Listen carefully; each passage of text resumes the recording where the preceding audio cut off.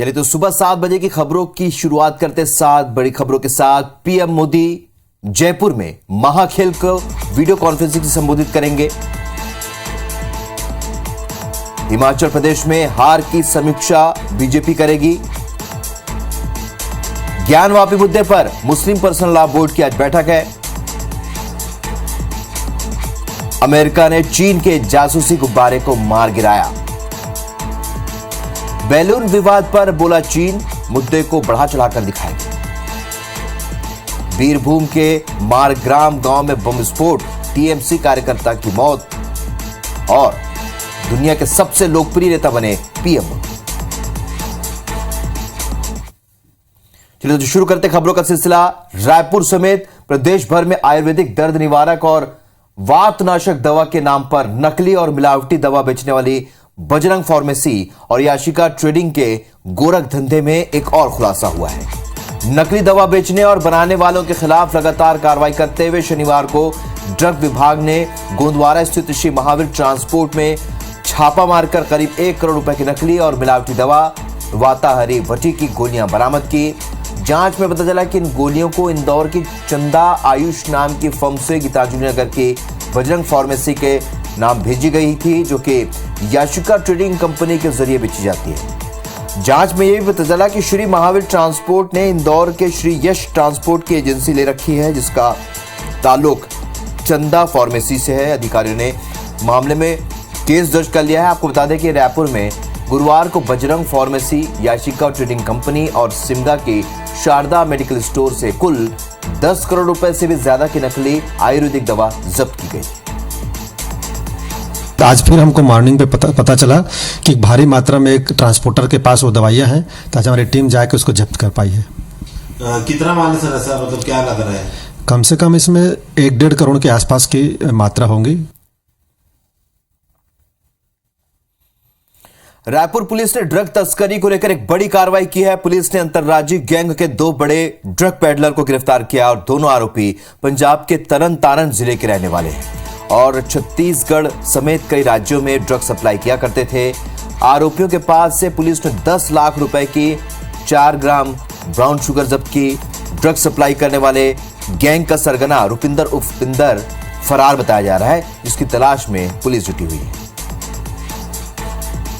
पंजाब से अवैध मादक पदार्थ ब्राउन शुगर लेकर के आ रहे हैं। इस सूचना पर जो है रायपुर पुलिस के सरस्वती नगर थाना क्षेत्र के द्वारा जो है उन आरोपियों की घेराबंदी की गई। घेराबंदी पर 2 आरोपियों को पकड़ा गया। ये दोनों आरोपियों के पास से लगभग जो है 104 ग्राम मादक पदार्थ ब्राउन शुगर जब्त किया गया है, जिसकी बाजार मूल्य अभी खुदरा के रूप में लगभग देखें तो लगभग 10 लाख रुपए होता है। मध्य प्रदेश एटीएस ने प्रतिबंधित संगठन पॉपुलर फ्रंट ऑफ इंडिया के 3 और सदस्यों को गिरफ्तार किया है। इनके नाम हैं गुलाम रसूल शाह, गुलाम नबी और परवेज खान। इनके खिलाफ देश विरोधी गतिविधियों में संलिप्तता के आरोप है। साथ ही मध्य प्रदेश में जिहाद के लिए मुस्लिम युवाओं को उकसाने का भी आरोप है। जांच एजेंसी ने इन्हें कोर्ट में पेश कर 8 फरवरी तक के लिए पुलिस रिमांड पर ले लिया है और तीनों आरोपियों से जांच एजेंसी पूछताछ भी कर रही है। इधर एटीएस सूत्रों की माने तो शुक्रवार को एटीएस ने जिस वासिद खान को गिरफ्तार किया था, उसके तार इंदौर न्यायालय में कोर्ट के कार्रवाई की रिकॉर्डिंग करते हुए गिरफ्तार की गई महिला से जुड़े हुए।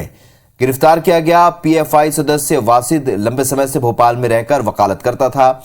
इंदौर में महिला के गिरफ्तार होने के बाद वासिद श्योपुर लौट गया। ऑनलाइन सट्टा ऐप महादेव के खिलाफ दुर्ग पुलिस की कार्रवाई लगातार जारी है और इसी कड़ी में पुलिस को एक और बड़ी कामयाबी मिली है। दुर्ग पुलिस ने कार्रवाई करते हुए महादेव ऐप की ग्रेटर नोएडा में संचालित ब्रांच को ध्वस्त कर दिया है। इस दौरान 9 आरोपियों को गिरफ्तार किया गया है, जिनके पास से 3 लैपटॉप, 15 मोबाइल समेत बही खाता, रजिस्टर, अलग अलग बैंकों की चेकबुक और पासबुक जब्त की गए। इनकी बारीकी से जांच के बाद पुलिस इस मामले में जल्द ही बड़े खुलासे कर सकती है।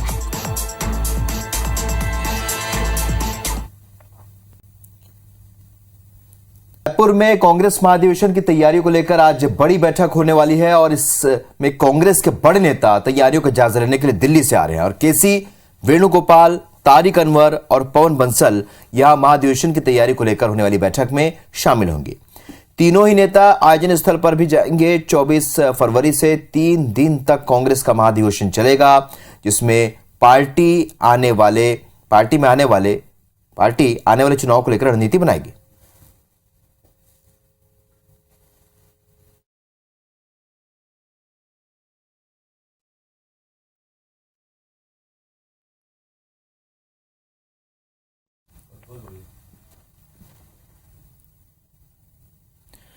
छत्तीसगढ़ के मुख्यमंत्री भूपेश बघेल आज कई कार्यक्रमों में शामिल होंगे और सबसे पहले वो गोधन न्याय योजना के हितग्राहियों को राशि का वितरण करेंगे।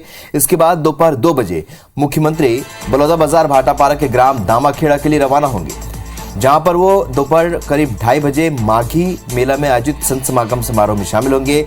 इसके बाद मुख्यमंत्री करीब 4 बजे बेमेतरा जिले के ग्राम उफरा पहुंचेंगे और छत्तीसगढ़ मनवा कुर्मी क्षत्रिय समाज धमधा राज के 77वें वार्षिक राज्य अधिवेशन में वो शिरकत करेंगे। शाम करीब 5:30 बजे सीएम भूपेश गरियाबंद जिले के राजिम पहुंचेंगे, जहां करीब 7 बजे राजीव लोचन मंदिर में भगवान के दर्शन करेंगे और महानदी आरती में शामिल होंगे। इसके बाद मुख्यमंत्री राजीव माघी पुण्य मेले का उद्घाटन करेंगे।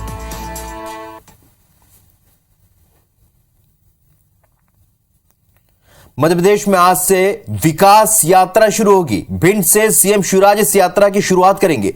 संत रविदास जयंती पर यह विकास यात्रा शुरू की जा रही है और 25 फरवरी तक यह विकास यात्रा चलेगी। विकास कार्यों को लेकर आम जनता तक सरकार पहुंचेगी।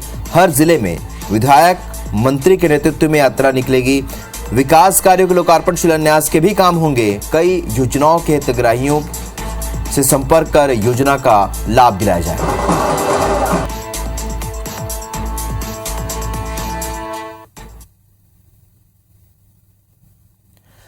राजधानी भोपाल में कल से शुरू हुई आईपीएस मीट का आज दूसरा और आखिरी दिन है और कार्यक्रम में प्रदेश भर के आईपीएस अफसर परिवार समेत शामिल हुए। सभी अफसर परिवार के साथ केरवा डैम पर पिकनिक मनाएंगे और सांस्कृतिक कार्यक्रमों के साथ आईपीएस मीट का समापन हो जाएगा। 2 साल बाद हुई आईपीएस मीट की शुरुआत कल मुख्यमंत्री शिवराज सिंह चौहान ने की थी। इस दौरान मुख्यमंत्री ने प्रदेश के आईपीएस अफसरों के काम की सराहना की, साथ ही उन्हें कई तरह की नसीहतें भी दी। सीएम शिवराज ने कहा कि आप सबको तनाव से मुक्त होकर मीट में हिस्सा लेना है और कई बार हम बिना बात के तनावग्रस्त हो जाते हैं। ऐसे में आपको गीता के श्लोक का पालन करना चाहिए। उन्होंने कहा कि हमारी पुलिस की बदौलत हमने प्रदेश में संगठित अपराधों को खत्म कर दिया। वहीं सीएम ने कहा कि भोली भाली बेटियों को लोग बहला फुसला कर ले जाते हैं, यह हमारे लिए चुनौती है। साथ ही सीएम ने अफसरों को अपने स्टाफ और जनता के साथ संवेदनशील व्यवहार करने की भी नसीहत दी है।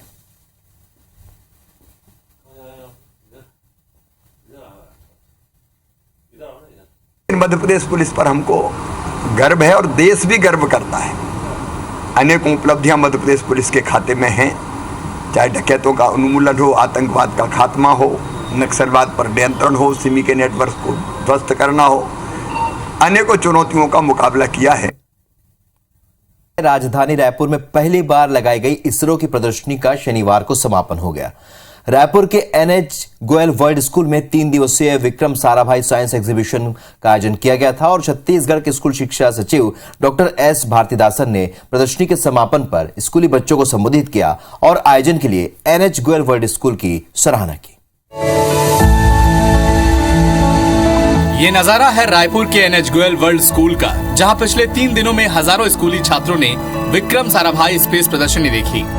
प्रदर्शनी के लिए इसरो की 10 सदस्यीय टीम रायपुर पहुंची थी, जिसने स्टूडेंट्स को मोटिवेट करने के साथ ही इसरो की जर्नी, अंतरिक्ष यान की खासियत के बारे में भी जानकारी दी। शनिवार को इस 3 दिवसीय प्रदर्शनी का समापन हुआ। समापन कार्यक्रम के लिए स्कूली शिक्षा सचिव डॉक्टर एस भारतीदासन मुख्य अतिथि के रूप में शामिल हुए। डॉक्टर भारतीदासन ने इसरो के कई मॉडल का अवलोकन कर बच्चों को संबोधित भी किया। वहाँ से इस तरह के एग्जीबिशन एनएच गोयल ने जो किया है, तो ये हम लोगों को भी अभी प्लान करना चाहिए, जो गवर्नमेंट स्कूल्स में भी या फिर गवर्नमेंट की ओर से भी इस तरह की एग्जीबिशन वहाँ पे छत्तीसगढ़ में लाने के लिए। पर उससे पहले एनएच गोयल स्कूल को भी और आईएसआरओ को भी मैं पहले बधाई देना चाहूँगा। समापन कार्यक्रम में स्कूल के बच्चों की ओर से सांस्कृतिक कार्यक्रम की प्रस्तुति दी गई। 3 दिन चले इस प्रदर्शनी में एनएच गोयल वर्ल्ड स्कूल के बच्चों को ही वॉलंटियर बनाया गया, जिन्होंने न सिर्फ अपने स्कूल बल्कि दूसरे स्कूल से भी आने वाले बच्चों को इसरो के बारे में बताया। कार्यक्रम के अंत में सभी बच्चों को सम्मानित किया गया। वहीं इसरो के वैज्ञानिकों को भी स्कूल की ओर से बच्चों के हाथों से तैयार की गई डॉक्टर विक्रम साराभाई की तस्वीरें भेंट की गई। सैटेलाइट का पूरा प्रोग्राम जिसमें समझाया जा सके। और इन सब उद्देश्यों के साथ हमने आसपास के जितने भी स्कूल हैं, सरकारी हैं, गैर सरकारी हैं या अनुदान प्राप्त हैं, गैर अनुदान प्राप्त हैं, सभी से रिक्वेस्ट की थी कि वो इस 3 दिन के एग्जीबिशन में आएँ और सारी चीज़ों को यहाँ पर लाइवली देखें। इस चीज़ के लिए हमारा स्कूल बहुत ही कामयाब रहा, NH Goyal world school. 25 kilometre तो सोचा यहाँ कोई बच्चे आएंगे नहीं आएंगे। जब हमने देखा पहले दिन, उसके बाद दूसरे दिन जो भीड़ पड़ी, हमको संभालना मुश्किल हो गया। 200, 250, 500, 1000। और उसके बाद जो हमने बच्चों को यहाँ ट्रेनिंग दी और इस हिसाब से उन्होंने एक्सप्लेन किया, तो ये हमारे भावी वैज्ञानिक हैं और ये हमसे बहुत अच्छा कर रहे हैं यहाँ के हिसाब से, तो मुझे बड़ी खुशी हुई। स्टूडेंट ने तो हमें और एक्सप्लोर करने को मिला साइंस के बारे में। हमें जितना सीखने को मिला उतना ही सिखाने को मिला। हमें हमारा खुद इंटरेस्ट जागा साइंस की चीज़ों में और हमने दूसरों की भी उतनी ही मदद करी। आज तक जो हमने टीवीज़ या न्यूज़पेपर्स में देखा था, इस बार हमने उस एग्जीबिशन में सबको इन रियल देखा है, तो ये बहुत अच्छा ओवरऑल एक्सपीरियंस था। साइंटिस्ट लोग मेरे को बहुत सारी जानकारी दी स्पेस के बारे में और मेरे साइंस के फील्ड में इंटरेस्ट बढ़ गया। बहुत मज़ा आया, साइंस के बारे में बहुत सारी जानकारी मिली। अब मेरी इंटरेस्ट साइंटिस्ट में और ज़्यादा बढ़ गई है। 3 दिनों तक चली इस विक्रम साराभाई स्पेस प्रदर्शनी को देखने के लिए लगभग 25,000 बच्चे पहुंचे हैं। इस प्रदर्शनी के दौरान इसरो के वैज्ञानिकों ने बच्चों को स्पेस मिशन, इसरो के कई साइंटिफिक एक्सपेरिमेंट के बारे में भी बताया। खास बात ये रही कि विज्ञान विषय के अलावा दूसरे विषय के बच्चों ने भी इसमें बढ़ चढ़ कर हिस्सा लिया। Star Jain, IBC 24, Raipur. प्रधानमंत्री नरेंद्र मोदी एक बार फिर से दुनिया के सबसे लोकप्रिय नेता चुने गए हैं। मोदी ने अमेरिकी राष्ट्रपति बाइडेन, ब्रिटेन के प्रधानमंत्री ऋषि सुनक समेत 16 देशों के दिग्गज नेताओं को पीछे छोड़ दिया। मॉर्निंग कंसल्ट की वेबसाइट पर जारी सूची में PM Modi 78% global leader approval rating के साथ टॉप पर है। पीएम मोदी को दुनिया भर में वयस्कों के बीच सबसे ज्यादा रेटिंग मिली है। सर्वे के मुताबिक साल 2021 के बाद पीएम मोदी की लोकप्रियता और भी बढ़ गई।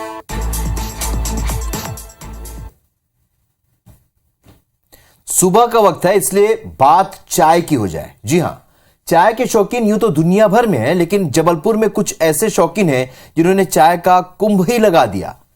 राहगीरी की तर्ज पर संगीत के बीच लोगों ने एक नहीं दर्जनों किस्म की चाय का लुत्फ उठाया। चाय के कुंभ का जायजा लिया संवाददाता विजेंद्र पांडे ने।